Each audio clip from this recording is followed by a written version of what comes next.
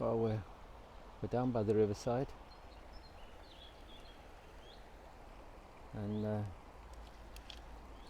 with the old post-industrial Swansea. And here's a brick made by the Beaufort Brickworks.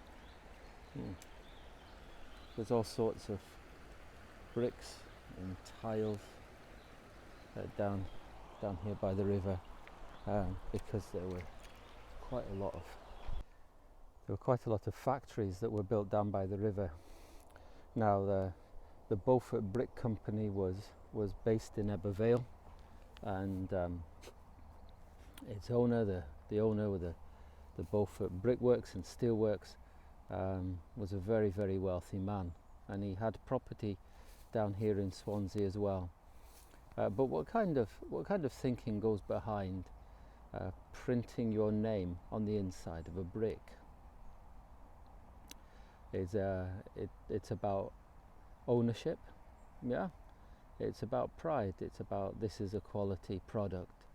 It's about building an empire, and to print your name on a brick. There are bricks in the Syrian Empire with the names of their kings written on them from thousands of years before Christ. And you print your name on a brick, and you build a building that will last and leave behind you a legacy and an empire. And that was behind it. And of course those bricks came down from Ebbw Vale. I'd be interested to know how they get down. I'm guessing they came down on the canal, which is only a few. The old canal was only a few hundred yards from the river there, and they would have built the industrial works down by the River Towie, with the expectation that they would last for a long, long time. And the brickworks, it's said they began about 1900 and closed in 1970s. And they were very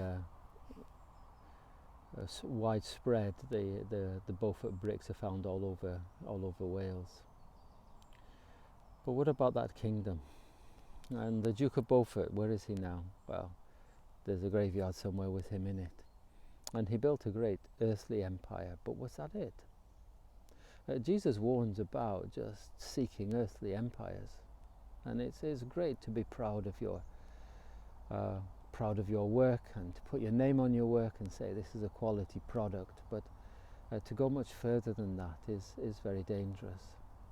A man comes to Jesus in Luke 12 and says, Jesus, teacher, tell my brother to divide his inheritance with me. And Jesus replies, who appointed me a judge, an arbitrator between you? Then he said, watch out, be on your guard against all kinds of greed. A man's life does not consist in the abundance of his possessions. He told them a parable. The ground of a rich man produced a good crop, and he thought to himself, what shall I do? I have no place to store my crops. Then he said, this is what I do. I tear down my barns and build bigger ones, and there I'll store all my grain and my goods.